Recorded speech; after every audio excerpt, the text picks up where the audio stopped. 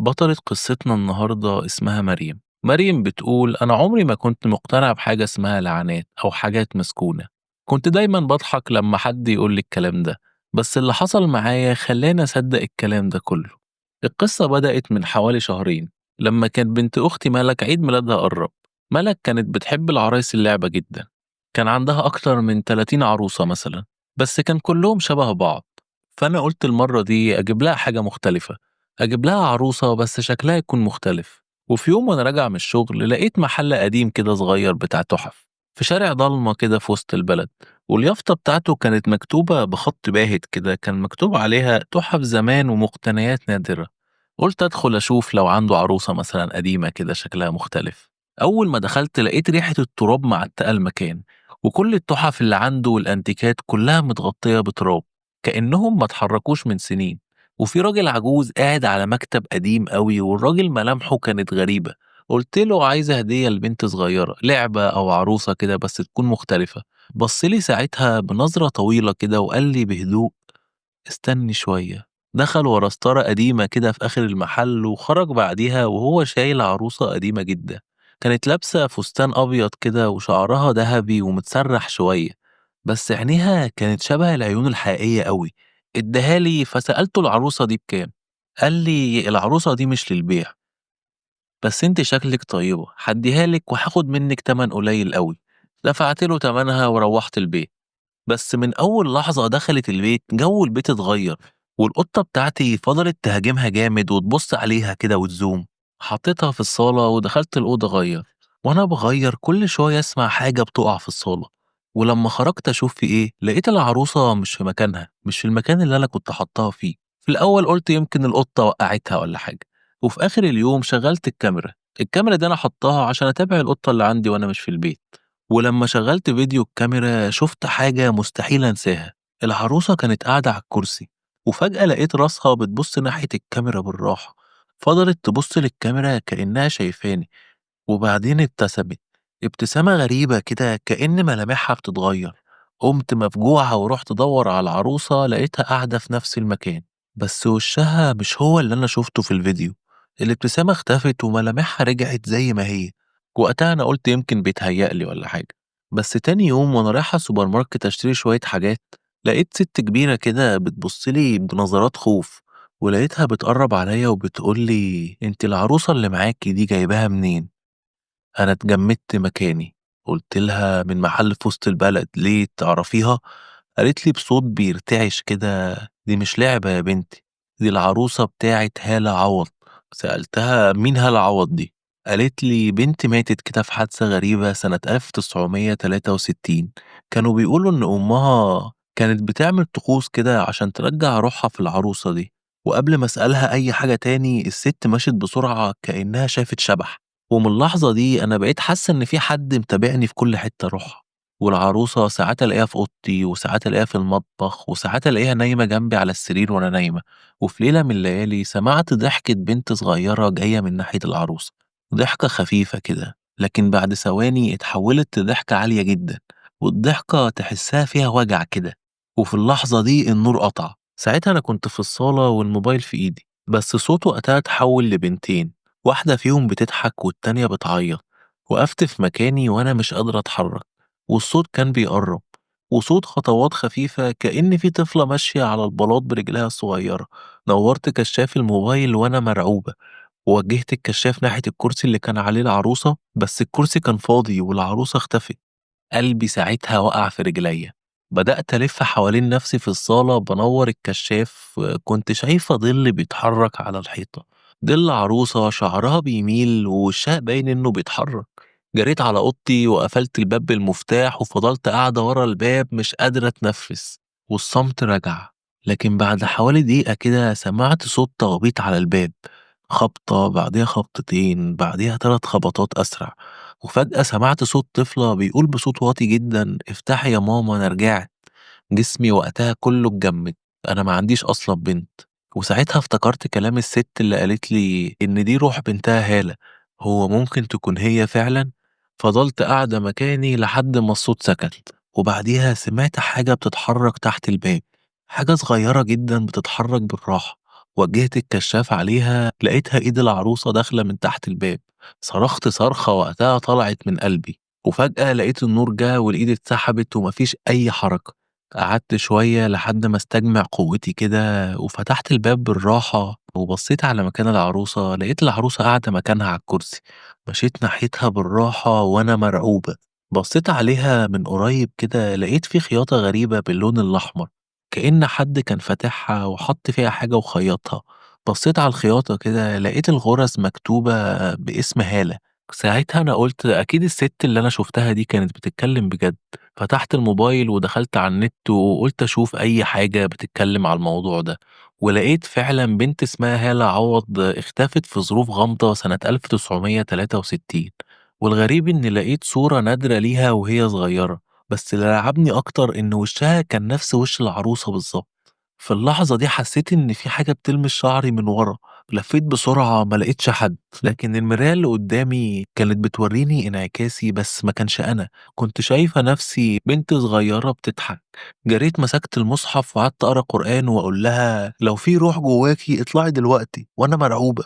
لكن اللي حصل بعد كده ما كانش طبيعي. العروسة بدأت تتهز ولقيت صوت بنت صغيرة طالع منها بيقول لي ماما مش عايزاني أطلع، ماما قالت لي أقعد معاكِ.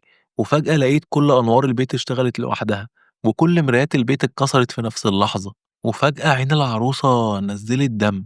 أنا وقتها صرخت وجريت برّه الشقة وفضلت قاعدة مع الجيران للصبح. تاني يوم رجعت البيت الصبح ما لقيتش العروسة موجودة، ولا على الكرسي ولا في الدولاب ولا في أي مكان. قُلت أبُص على تسجيلات الكاميرا جايز أشوف حاجة. لمّا شغّلت التسجيلات شُفت حاجة مستحيلة. شُفت نفسي نايمة على السرير والعروسة قاعدة جنبي على السرير وراسها بتتحرك ناحيتي، وبعدين بصّت للكاميرا وابتسمت. بعد اليوم ده أنا قررت أسيب البيت فترة، ورُحت أقعد مع صاحبتي نورة، وكنت باحاول أتصرّف كإن ما فيش حاجة حصلت. بس المشكلة إني كنت كل ما أقفل عيني كنت باشوف العروسة في وشي. كنت باحلم بيها واقفة على باب الأوضة بتبُص لي وبتقول لي رجّعيني لماما يا مريم. في الأول افتكرتها مجرد كوابيس، بس اللي خلّاني أصدّق إنها مش كوابيس ولا أوهام إن الحلم كان بيتكرر كل يوم في نفس الميعاد الساعة 3:30 بالضبط. وقتها قررت أروح أفتش أكتر ورا الاسم اللي لقيته على العروسة. دخلت على أرشيف جورنان قديم على النت ولقيت مقالة بعنوان اختفاء الطفلة هالة عوض بعد حريق غامض بمنزلها في الزمالك سنة 1963. والحريق ده حسب كلام الجيران حصل بعد ما الأم كانت بتتعامل مع دجال كان بيعمل طقوس استحضار روح، والجيران قالوا إنهم سمعوا صوت بنت صغيرة بتعيط في الحريق. لكن لما دخلوا يطفوا الحريق ما لقوش غير عروسة محروقة على السرير. طبعا أنا كنت بقرا المقال وأنا جسمي بيتنفض. بس الغريب إن برضه الصورة اللي كانت في المقال نفس وش العروسة اللي عندي. في اللحظة دي قلت لازم أرجع المحل اللي اشتريت منه العروسة يمكن ألاقي إجابة. رحت نفس الشارع اللي لقيت فيه المحل، بس الغريب إن المحل ما كانش موجود. مكانه كان فيه محل بس فاضي مفهوش حاجة، كأن المكان ده محدش دخله بقاله سنين. وقفت قدامه بس لمحت في الحيطة اللي جوه حاجة مكتوبة. كان مكتوب زي بطباشير أبيض كده: هي لسه بتدور على ماما.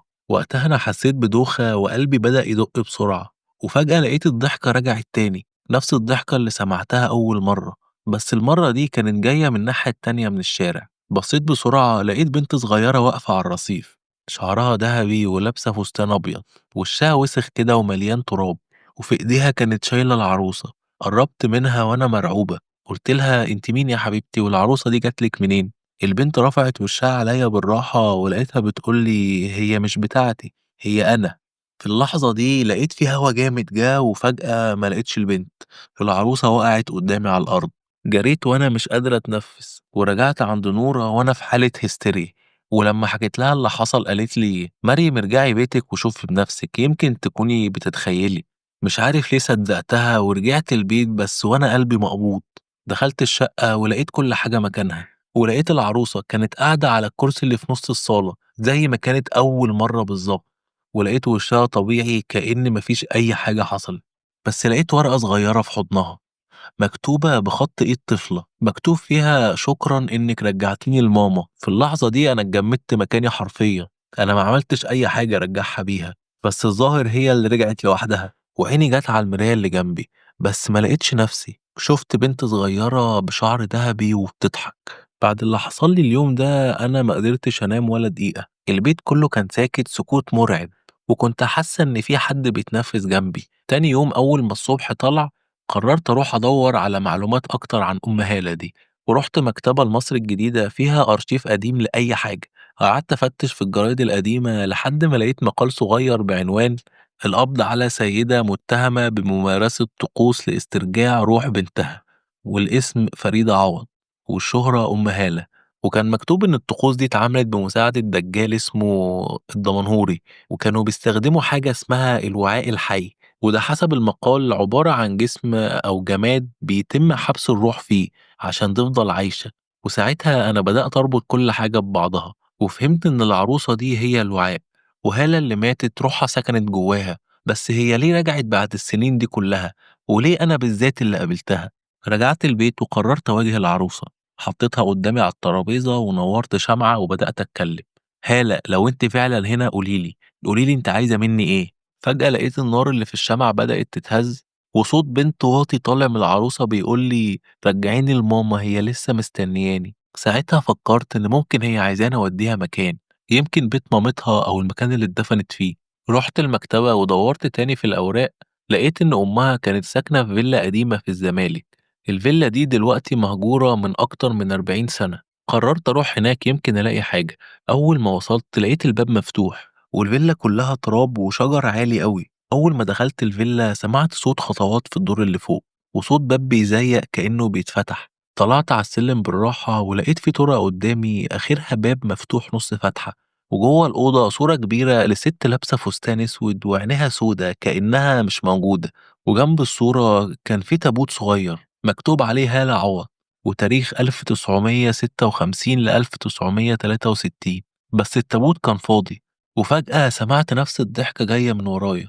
لفيت بسرعة لقيت العروسة اللي عندي قاعدة على الأرض، لكن وشها المرة دي كان مختلف. كان وش الست اللي في الصورة، ولقيتها بتقولي بصوت خشن كده رجعتيلي بنتي شكرا يا مريم.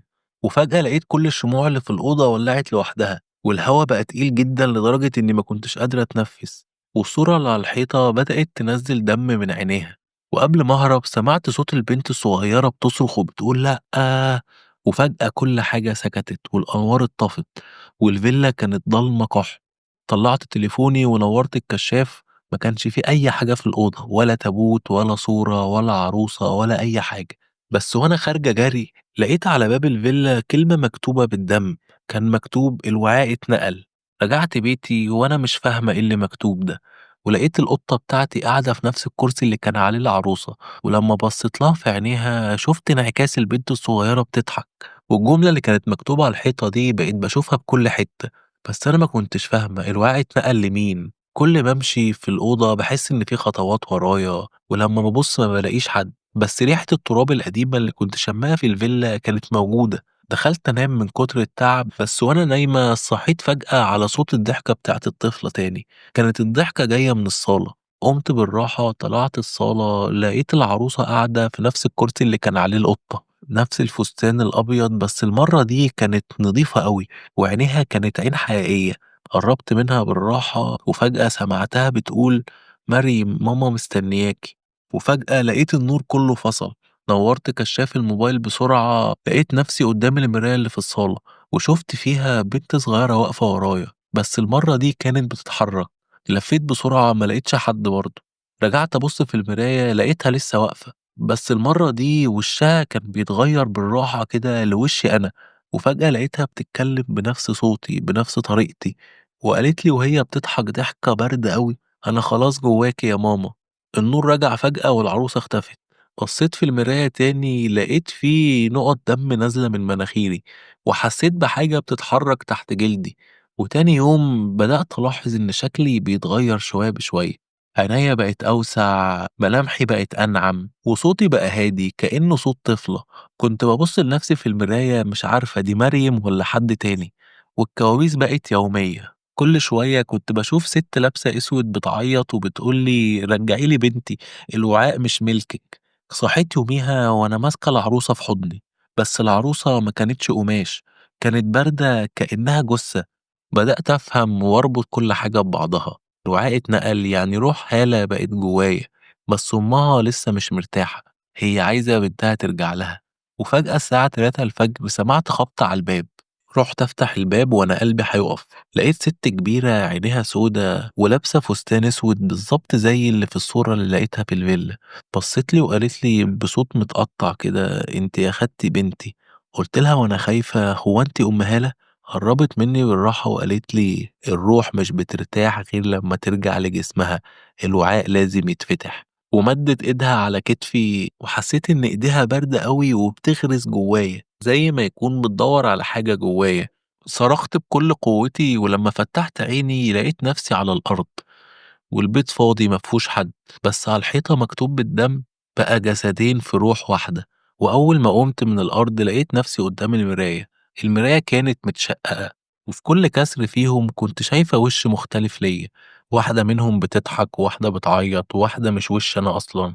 وفي نص المراية كنت شايفة العروسة بتبصلي، بس بتبصلي من جوه المراية مش من بره.